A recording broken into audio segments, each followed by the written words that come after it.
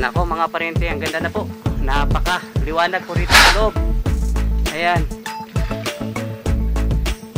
Ayan, at sa tingin ko po itong ating litos, gaganda po ito mga parente.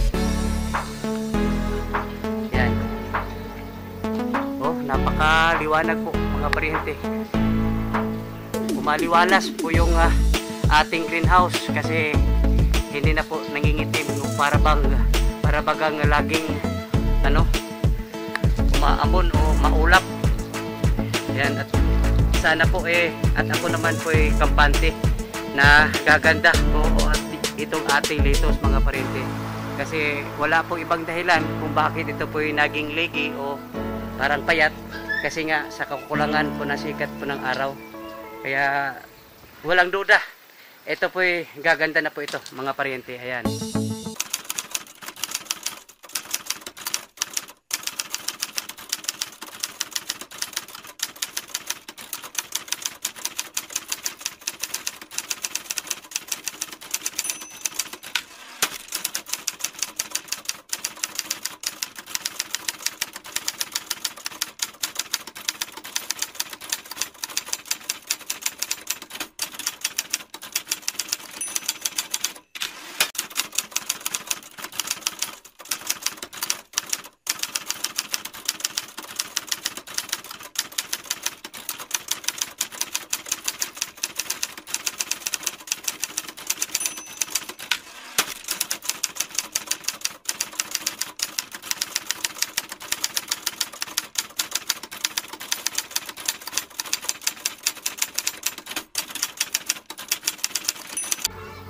Mga parente, isang makulimlim na umaga. Kararating lang po natin at tayo po dumiretso po rito sa ating taniman po ng ampalaya. Ayan, at tayo po natuwa kasi natapos na po yung yung pong paglagay po ng plastic mulch, yung ating plat. Tapos na po, nakabuo po tayo ng 7 plat, pero hindi ho sila magkakapareho po ng haba mga parente. Dito banda medyo may 4 na plat po rito na mahaba, halos kasing haba po sila. Yung 4 na plat, pareho lang pong haba nila, pero yung mga plat nandoon doon, yung 3 plat doon, medyo maiksi po yung plat doon. At tayo po nasiyahan kasi yung gusto ko po mangyari mga parente, natupad po. Kasi ayaw ko kasing mataas na plat. Ayan, kasi pag mataas yung plat po natin, marami po tayong tubig kasi hahabulin ho natin yung pinakataas po niya, hahabulin po natin ng tubig lalo na sa mga bagong punla para yung tubig po makarating po doon sa ugat po ng ating bagong punla. At buti na lang kung malaki na sila, kasi yung pong pag malaki na po yung ating ampalaya, yung pong ugat nila mga parente, kumakalat na yan dito, kaya hindi na ho tayo mamumroblema. Ayan, at kung napapansin po nila, napakakitid po ng ating plat mga parente, kasi yung pong isang plastic pulse pinapahati po natin para po yung pong tubig po, yung canal irrigation po natin, madali lang po siya makakarating doon po sa pinakapuno po ng ating tanim. Kaya medyo hinati po natin yung ating plastic mulch. At yan, ito na po, nakapag-umpisa na po sila ng maglagay po ng balag. At itong balag po natin mga parente, sisiguraduhin po natin na matibay, kasi hindi lang po itong ampalaya itatanim po natin dito. Ito po pang matagalan, kasi sa pag-aampalaya mga parente, yung pinakamalaking gastos ito po yung balag, ito pong trellis. At gusto po natin na talagang pang matagalan po siya para marami pong crops may tanim bago po siya masisira. Kaya ang bida po nito sa ganitong balag mga parente, yung po ating lashing, o tawag po namin dito banding. Yung pong alambre, nakakabit po riyan at ipoposte po rito. Yan, ito po yan po yung nagbibigay ng tibay sa ating balag mga parente, kasi mahirap na kung sakasakaling yung ating gawing balag marupok at delikado, kasi pag kusa kasakaling hitik sa bunga yung ating ampalaya at delikado po, madali po yung ating balag, at yun naman po ang laki po malulugi po tayo nun kung sakasakaling magiba po yung ating gawing balag. Kaya minabuti natin na matibay po yung ating balag mga paryente. At saka estimate ko na rin ni kasamang Denver yung pong haba po nila mga paryente, kasi titignan ho natin yung pong kung nakapagpunla na po tayo mamaya mga paryente. Sisilipin po natin at kung ilan po yung seedlings po doon. Mayroon na tayong idea kung ilan po yung kalayo po nila, yung bawat ating ampalaya, yung bawat seedlings. Doon po tayo nagpabase kung ilang sumisibol po roll. Kaya gusto ko sana nga 1 metro yung pong kasi mas maganda po yung malayo, pero alangan naman kung marami hong nagje-germinate dun sa ating punla at itatapon na lang po natin. Hindi rin po pwede yun. Kaya yan, titingnan na lang po natin mga paryente yung pong distansya. Sa ngayon hindi pa ho natin matansya kung ano po yung distansya bawat tanim, kasi pagbabasihan po natin yung pong sumisibol na punla doon po sa ating ampalaya, doon po sa ating nursery.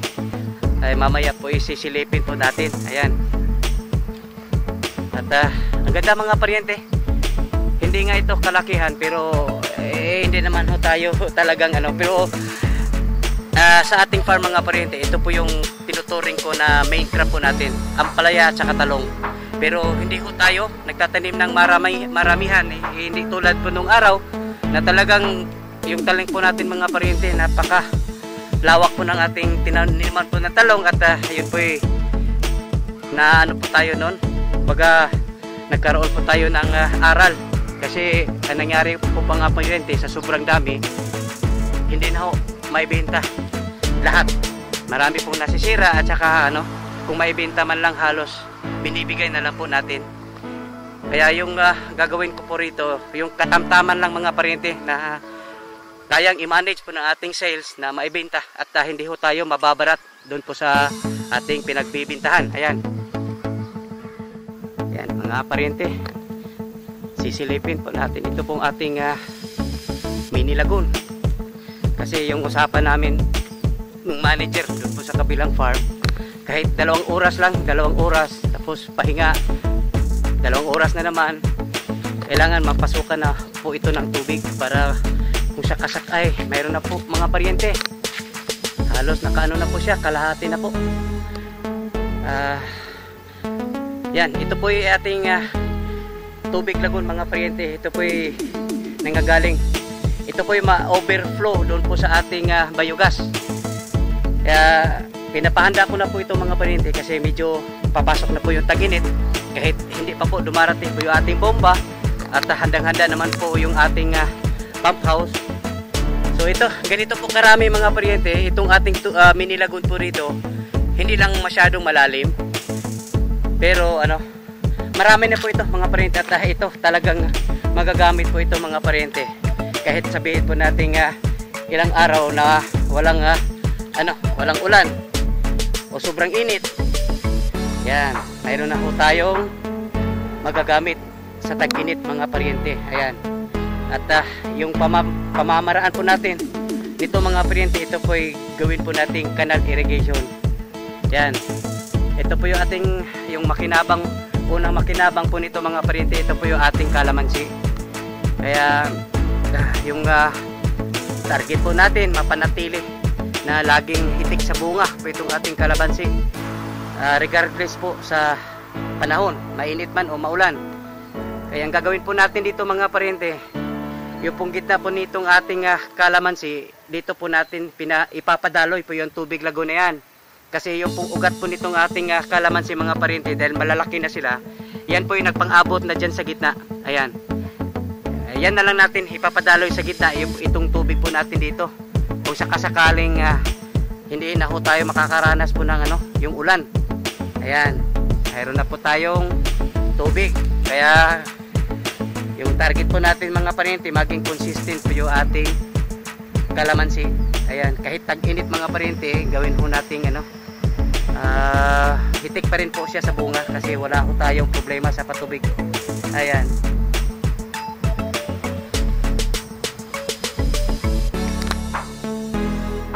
Yan mga paryente, at sisilipin din natin po itong ano, kasi nung bumili si kasamang Denver po ng ano, ipa, yung pong rice hull doon sa bayan po ng Aluginsan po yata yon. Sabi ko ano, bili ka na rin ng ano, yung azola, para kasi yung pagkakaalam po namin na doon lang po maraming azola doon sa may ano, Aluginsan. Bumili daw siya ng ano, 1 kilo, 2 kilo po yata. At dito po lagay po yung ano, yung azola na nabili po niya. Siguro mayroon ng ano mga paryente, 2-3 linggo na. At sisilipin natin kung lumalago po ba yung azola po nandito. Ayan.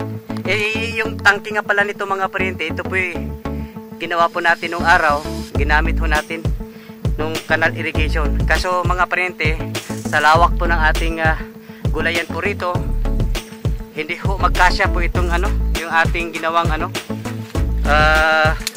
tangke po rito. Kahit kinumpute ko ilang ano po ito, cubic meter po ito yung laman po nito.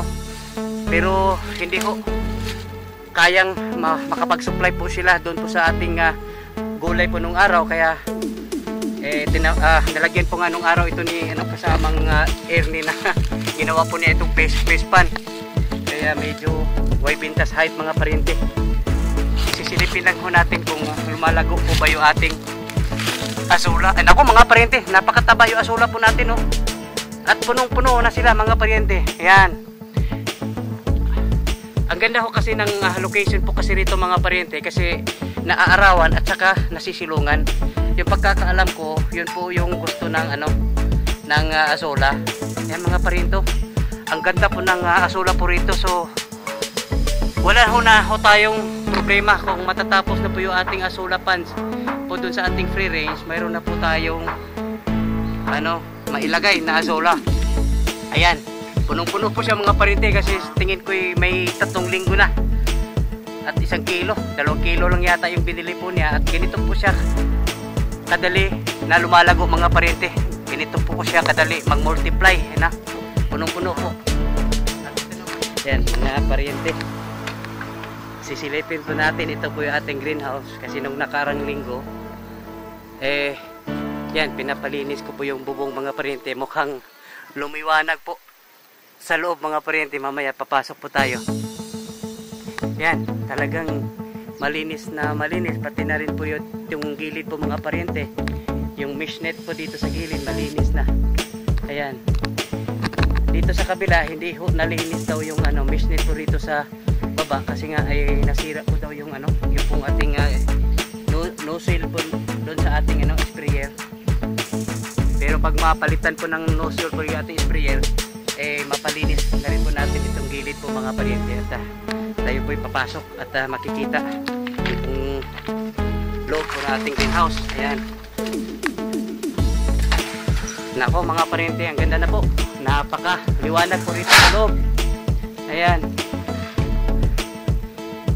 Yan, at sa tingin ko po itong ating lettuce, gaganda po ito mga paryente. Yan. Oh, napakaliwanag po mga paryente. Maliwalas po yung ating greenhouse, kasi hindi na po nangingitim para bagang laging ano, umaambon o maulap. Yan, at sana po at ako naman po kampante na gaganda po at itong ating lettuce mga paryente, kasi wala po ibang dahilan kung bakit ito po naging legi o parang payat, kasi nga sa kakulangan po na sikat po ng araw. Kaya walang duda, ito po gaganda na po ito mga paryente. Ayan, sigurado adi ha, mauwaw tadi. Pero sigurado ko din nga tungod rin sa adlaw.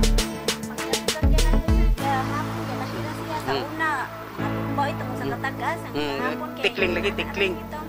Wala lagi. Akan mo balik ni siya kato mo baga puhon. Kani siray kani nga batch kani. Amo ni siya nakasugod gid sa kuano kani. Sa init kani wala na ni. Oo, tubo naman eh. Pero maulian pa na siya di. Kaya po na siya gamay. Di ni mo nindot ato di. Kagi ako pasinginlan di. Di tikatingkan. Bitaw di ay. Wag lang hinungdan. Pero mag-uwan-uwan di. Kuha lang giting kuan. Kaning atong di pa-repair niya dahil ni kuan di. Ako nang ginas ito niya. Oo. Kani ba? Ay, pwede na mo kunag diskartihan o kuan gud. Kanang dali naman na siya kanang atong banana twine. Kanang itom ba? Kuhaon na nimong kuan kanang kuhaon nimong lusok-lusok kana. Pwede na siya itahi ani. Oh, gamit mo gani siya di. Ilaga. Ay sus. Tundaga talaga mga parente. Oh, nyagi. Agi kuan. Ilaga mo ni puyo. Ay sayang mga parente, inatake pala. Oh. Ningat-ngat pala ng daga yung pong butas natin nga na shade net. Ayan oh, sayang ho kasi mga parente kasi ito po yung nakakatulong po ito kasi sobrang init din mga parente. Kaya nga natin nilagyan po ng shade net para ho hindi ho 100% yung pong init na makakapasok po rito. Hindi ko lang matatandaan mga parente, ito po ba 50%? Mayroon po kasing ano yan mga parente, pag sabihin po natin 50% yung pong shade net po natin, yung pong 50% na po ng sikat po ng araw, yung tatagos. Mayroon ding 70%, yung medyo madikit-dikit po yung ano po niya, yung net po niya. Mukha yata 50% na po yata po itong nabili po natin. Ayan. Yan mga pariente. Dito na po tayo sa sisilipin po natin itong pinapagawa po nating asola pans kasi handang-handa na po yung ating mga asola mga pariente. Sinilip natin kahapon. Ayan, ito na po siya mga pariente oh. Hindi kalakihan. Ayan, pero isang po nito, isang harbisan sapat na po ito mga pariente na i-supplement po natin doon po sa ating patuka. Dito po sa ating free range mga pariente kasi magmula nung araw hindi po ako nagbibigay ng asola doon po sa ating mga layers. Iba po yung mga pinapakain ng ating mga layers mga pariente.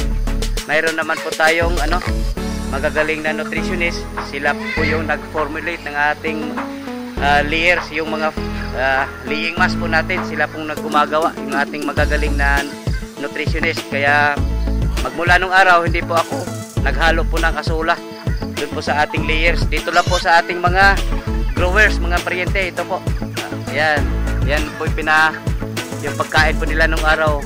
Hinahaluan po natin ng asola, kumbaga supplement mga pariente, para naman po tayo kahit paano makakatipid po tayo sa kanilang mga patuka. Ayan. At ayos na ayos mga pariente. Gusto ko sanang po ito isimento, kaso malaking gagastusin mga pariente pag isisimento po natin ito kasi sa flooring lang mga pariente malaki na po yung gagastusin po natin. Kaya minuputi ko pong maglagay na lang po tayo ng po dito, yung po HDPE plastic. Kasi mamaya sisilipin po natin lumang po natin doon, yung asola pans po natin na hindi na naasikaso. Ayan. At ito yung nakikita kong maging problema natin nito mga pariente sa darating na mga araw, yung yung palaka. Madali lang naman solusyonan po yung palaka. Pero yun talaga yung maging problema po natin. Madaling i-address na po yung palaka mga pariente. Kasi noon pa man yun pong naging problema. Kasi ginawa po itong swimming pool ng mga palaka at dito na po sila nagpaparami. Ayan. Yan mga pariente.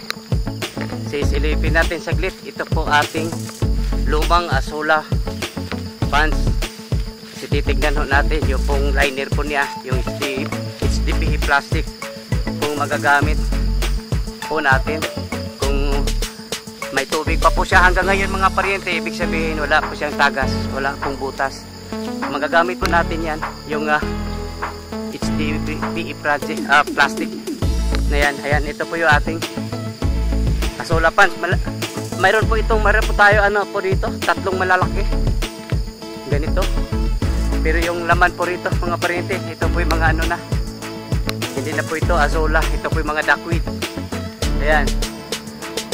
So ibig sabihin mga pariente, hindi po may tubig pa rin po siya, isa lang ibig sabihin po nito, wala po itong tagas. At ito magagamit natin. Ito pong SDPE po dito, magagamit natin doon po sa ating pinapagawang line asola pans. 4 nga pala itong mga paryente, malalaking pans.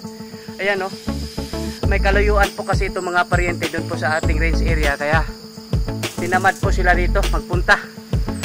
Kaya nga inilipat natin doon po sa loob mismo po ng ating range area, para po wala na po silang dahilan na hindi ho nila maalagaan itong ating asola. Ayan,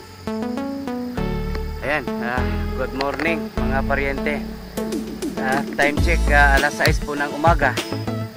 At tulad po ng lagi po natin ginagawa pag nandito po tayo tuwing umaga po umiikot po tayo dito po, lalo na dito po sa ating talungan, kasi ito po nasa tapat natin ng ating tinutuluyan. Yan lang po, malapit lang po dito po sa ating talungan, kaya pag nandito ho tayo, umiikot ho tayo at pinagmasdan po yung ating ito po yung mga 2 buwan na mahigit magmula nung ito po inilipat tanim, at tayo po sobra pong nasiyahan sa performance po nito so far. Kasi kahapon nga lang mga paryente, nakapag isang pitasan lang po nakapag 270 kilos po tayo. At ito na may hindi masyadong malawak, ito po yung ating talungan. Ito po 600 hills lang po ito, o kumbaga 600 lang na puno, at nakapagpitas po tayo ng umabot po ng 270 kahapon lang, at hindi pa po ito nakakabuylo. Ayan, so umaasa po tayo na nitong darating na linggo, darating na araw, at hihigit pa.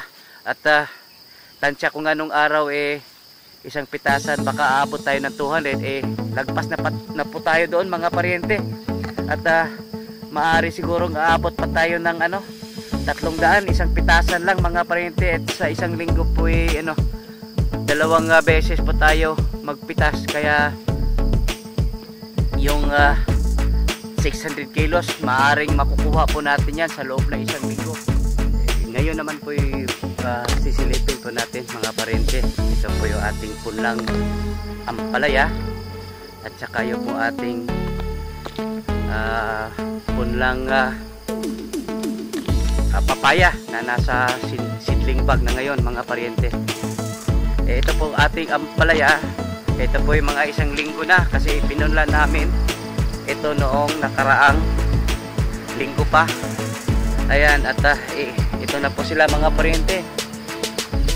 Ang ganda po ng ating punla mga paryente. Itong ampalaya po natin. Ayan, ito po yung mga ampalaya, at sa sunod na linggo ito po dapat na mailipat tanim. Ito po kasi ang ampalaya mga paryente, ito po magmula pinunla, ito po aabot lang ng 2 linggo, kailangan na po mailipat tanim. Ayan, at hindi po sila sabay-sabay mga paryente, kasi napapansin po natin mayroon na pong mga malalaki na katulad po nito. Sa sunod na linggo kailangan na talaga ito mailipat tanim. Ayan, sandali lang po kasi itong mga paryente, ito pong ampalaya 2 linggo lang, tapos pwede na po itong mailipat tanim. Ayan, ang ganda po ng ating tubo ng ating ampalaya. Subalit napapansin po natin marami pong mga bakante, pero tingin ko po nito ito po sisibol pa po ito mga paryente. Katulad po nito sisibol pa po siya, samantalang yung iba talagang malaki na po mga paryente.